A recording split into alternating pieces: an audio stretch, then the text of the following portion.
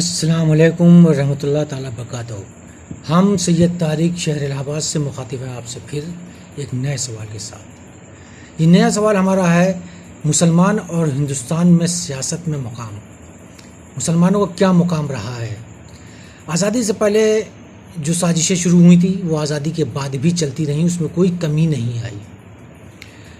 Partition Hindustan का हुआ वो भी एक साजिश के तहत हुआ। साजिश करने वाला कौन था? कांग्रेस पार्टी थी। जब से ये वजूद में आई है मुसलमानों के खिलाफ ही साजिश कर रही है। कांग्रेस पार्टी ने हिंदुस्तान का पार्टीशन करवाया। क्यों? क्योंकि नेहरू साहब ये नहीं चाहते थे कि उनके ख़ानदान की हुकूमत ख़त्म हो, और अगर हिंदुस्तान में मुसलमान अगर रहता तो उनकी हिंदुत्व का एजेंडा भी पूरा नहीं हो पाता। जिस वक्त हिंदुस्तान आज़ाद हुआ है उस वक्त तकरीबन 25% के आसपास मुसलमानों की तादाद थी। पार्टीशन के बाद मुसलमान 4 करोड़ 5 के आसपास पाकिस्तान चले गए।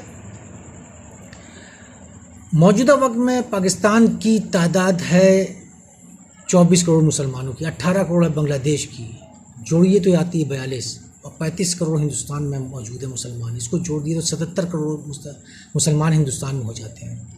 अगर इतनी बड़ी तादाद हिंदुस्तान में अगर मुसलमानों की होती तो ये कभी अपने एजेंडा में कामयाब नहीं हो पाते, इनका ख़ानदान कभी हुकूमत में नहीं आ पाता जो ये इन्होंने प्लानिंग की थी। हिंदुस्तान की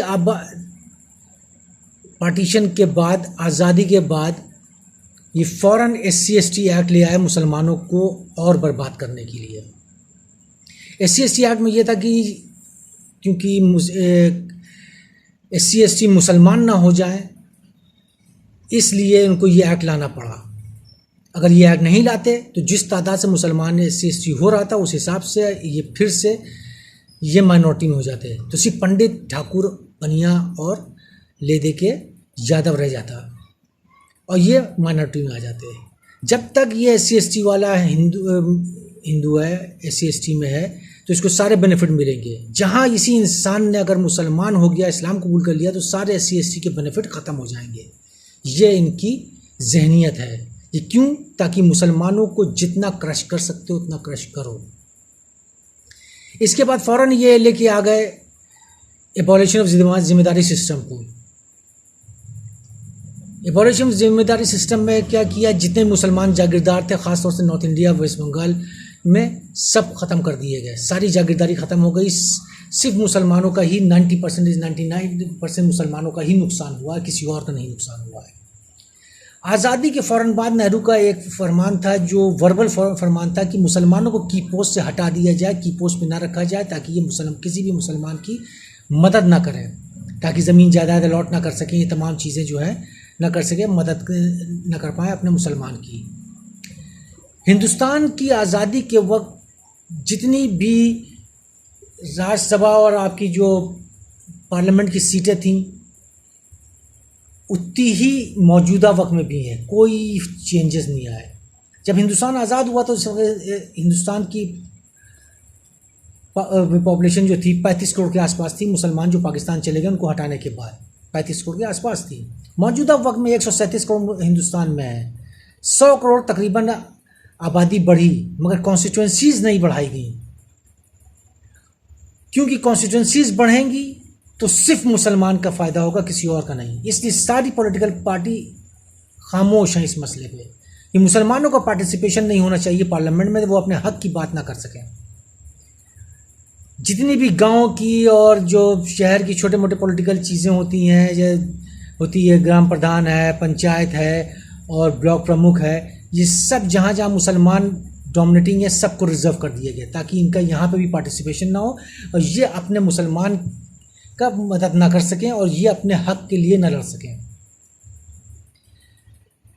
राज्यसभा की सीट 245 थी, वो 245 के 45 ही रही, इससे आगे उसमें कोई चेंजेस नहीं आए। और मेंबर पार्लियामेंट की सीट थी 543 ही है, उसमें कोई भी चेंज नहीं आया। नॉमिनी की 12 थी, वो 12 ही है, उसमें कोई भी चेंज नहीं आया। आबादी 100 करोड़ बढ़ गई। फिर इन्होंने मुसलमानों के साथ क्या किया? जितने भी राइट हिंदुस्तान में हुए हैं तकरीबन 70,000 से ज़्यादा रॉयल्स, उसमें मेजॉरिटी कांग्रेस की है, कांग्रेस के ज़माने में हुआ है और कांग्रेस ने इसको करवाया है। और कांग्रेस ने जहाँ जहाँ राइट हुए वहाँ वहाँ इन्होंने मुसलमानों को प्रोटेक्ट ना करके, इंसाफ ना दिला करके उन जालिमों को प्रोटेक्ट करने की कोशिश की जिन्होंने मुसलमानों को मारा, प्रॉपर्टी जलाई, तबाही की, उनको बचाया। इनका भागलपुर हो, मुंबई हो, गोधरा हो, अलीगढ़ हो, मेरठ हो, सहारनपुर हो, इस सारे राइट में सिर्फ इनका काम था सबूत को ख़त्म करना। गोधरा में राइट हुआ, उससे पहले ट्रेन जलवाई बीजेपी वालों ने, फिर उसके बाद जो है मुसलमानों को मारा। ऑफिशियल रिकॉर्ड के हिसाब से 2,000 से ज़्यादा मारा, अनऑफिशियल के हिसाब से 5,000 से ज़्यादा मारा। हज़ारों लड़कियों की इज्जत लूटी गई, बच्चियों की इज्जत लूटी गई, बच्चे मारे गए, पेट में जो बच्चे थे उनको मारा गया। ये सारा काम हुआ और वहाँ के चीफ मिनिस्टर थे मोदी साहब। और यही कांग्रेस गवर्नमेंट है जिसने मोदी साहब को बेस्ट चीफ मिनिस्टर का अवार्ड नेक्स्ट ईयर दिया। ये इनकी मेंटालिटी है। यही पॉलिटिकल पार्टी कांग्रेस है जिसने जम्मू कश्मीर को पूरी तरीके से तबाह कर दिया। जितने भी जम्मू कश्मीर टेररिज्म है सब इन्हीं की देन है, किसी और की नहीं। इन्होंने तमाम कानून ला के सिर्फ मुसलमानों को ही जेल में बंद किया, उन पर जुल्म ज़्यादती की। इन्होंने student Islamic movement of India को बैन किया, बजरंग दल और दूसरे दलों को नहीं किया, सिर्फ सिमी को किया। इन्होंने शाबानो केस ला के इन्होंने मुसलमानों को जलील करने की कोशिश की और मुसलमानों के मुस्लिम पर्सनल लॉ में इंटरफेयर करने की कोशिश की। इन्होंने मुसलमान और हिंदू के बीच में कभी ना ख़त्म होने वाली खाई बनाई, बाबरी मस्जिद का ताला खुलवा करके, फिर उसका शिलान्यास करके, फिर उसको शहीद करवा करके। ये ऐसी खाई है जो कभी नहीं होगी, नफ़रत हमेशा बनी रहेगी और हमेशा होती रहेगी। और मौजूदा वक्त में जो कोर्ट से डिसीजन हुआ है इसमें भी इनकी चुप्पी रही, क्योंकि अगर मुसलमानों के फेवर में बोलते तो ये हिंदू वोट बैंक तो पहले ही खो चुके हैं, तो ये डिक्लेयर हो जाते तो प्रो मुस्लिम पार्टी, और ये कभी इक़्तिदार में नहीं आ पाते। इसलिए ये खामोश रह के इन्होंने पूरी तरीके से सपोर्ट बीजेपी के एजेंडे को किया। चंद्रशेखर की गवर्नमेंट इन्होंने गिराई, क्योंकि चंद्रशेखर निगोसिएशन पॉइंट पे आ गए थे हम हिंदू मुसलमान में बाबरी मस्जिद पे, और वो मसला सेटल कर देते, तो इसलिए राजीव गांधी ने उनकी गवर्नमेंट गिरा दी। इन्होंने अलीगढ़ मुस्लिम यूनिवर्सिटी को डिवाइड किए, 4 हिस्से कर दिए कि मुसलमान की अलीगढ़ मुस्लिम यूनिवर्सिटी पॉलिटिक्स में हिंदुस्तान के मुसलमानों की बैकबोन है। अगर अलीगढ़ मुस्लिम यूनिवर्सिटी कमज़ोर हो जाएगी तो हिंदुस्तान के मुसलमानों की सियासत ख़त्म हो जाएगी, कमज़ोर हो जाएगी। तो उसको तोड़ने के लिए इन्होंने सेंटर बनाए।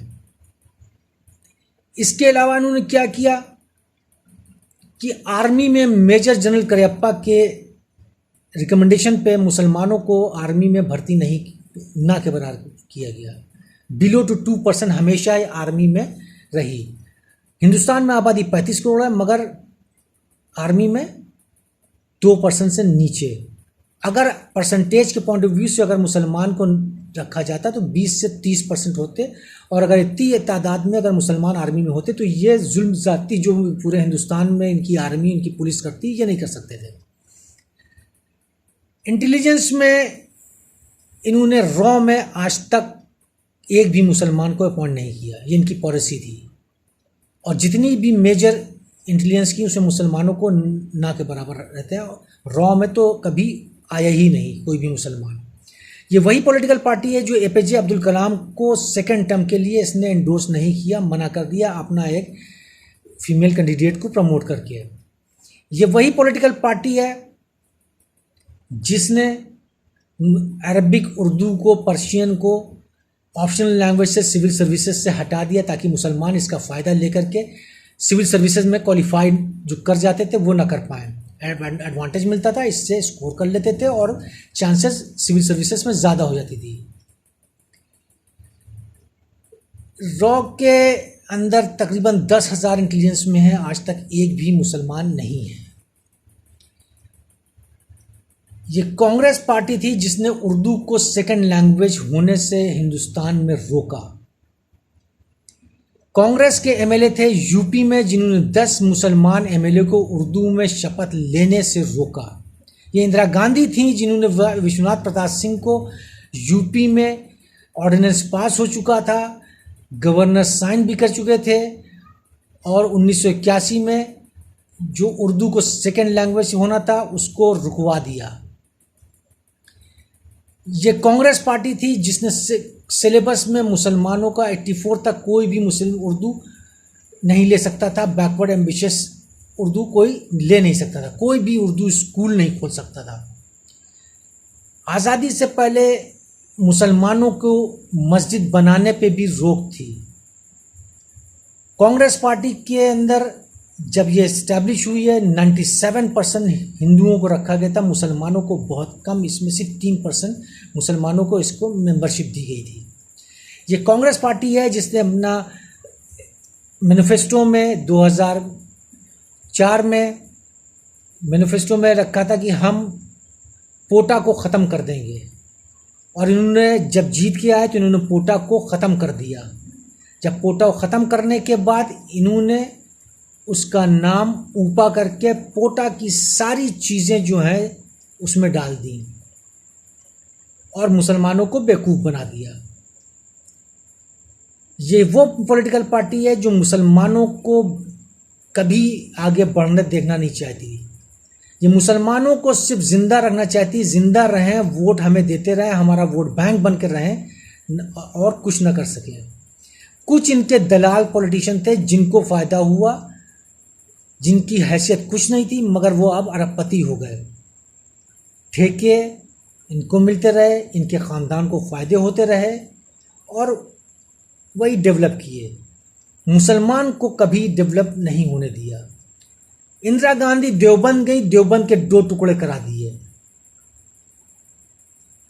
तो ये तमाम चीज़ें मुसलमानों को देखनी पड़ेगी कि एक एक करके कांग्रेस पार्टी ने मुसलमानों की जड़ों को काट के ख़त्म कर दिया और ऊपर से दिखावे के लिए ये दाना पानी देते रहे।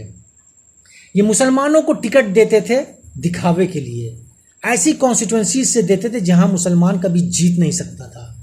एक तो सारी मुसलमानों के इलाके की आबादी ने कॉन्स्टिट्यूंसीज को रिजर्व कर दिया, इससे काटा मुसलमानों को पार्टिसिपेशन पॉलिटिक्स में। उसके बाद जिनको पॉलिटिक्स में टिकट दिए भी तो ऐसी जगह दिए जहां से वो कभी जीत सकते ही नहीं थे, ताकि इनका पार्टिसिपेशन पार्लियामेंट में कम हो, ये अपनी आवाज़, हक की आवाज़ कम उठाए। तो मुसलमानों को सोचना होगा, ये बीजेपी से ज़्यादा खतरनाक पॉलिटिकल पार्टी थी, है और रहेगी। बीजेपी एक खुला सांप है, आप उससे लड़ सकते हैं, उसको मार सकते हैं, उससे बच सकते हैं।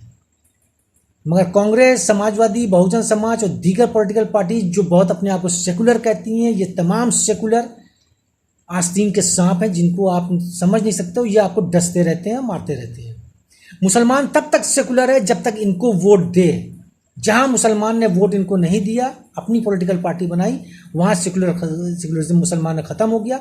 उसको कम्युनल कहेंगे, उसको टेररिज्म कहेंगे, उसको बैकवर्डनेस कहेंगे और उसको डिस्करेज करेंगे, ख़त्म करेंगे। मुसलमानों में पॉलिटिकल लीडरशिप को ख़त्म कर दिया इन्होंने, कॉन्स्टिट्यूंसीज को डिवाइड करके, कॉन्स्टिट्यूंसीज को रिजर्व करके, और दूसरा अपने पिट्ठू पॉलिटिशियन को करके बाकी सब मुसलमानों को बर्बाद कर दिया।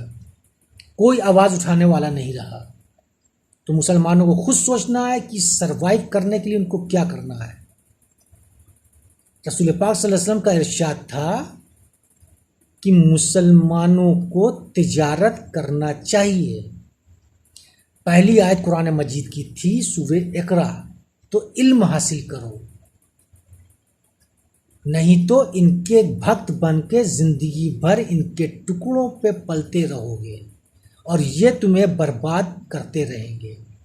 ये तुम्हें आरएसएस का, बीजेपी का डर दिखा दिखा करके बेवकूफ़ बनाते रहे, बनाते हैं, बनाते रहेंगे, और तुम बनते थे, बन रहे हो, बनते रहोगे, क्योंकि तुम जाहिल हो, तुम खुदगर्ज हो, तुम फिरका परस्त हो, तुम फितना परस्त हो। इसलिए इससे बाहर निकल के आओ, अपनी लीडरशिप डेवलप करो, अपना मुकाबला खुद करो, ना कि इनके टुकड़ों पर पलो। शुक्रिया।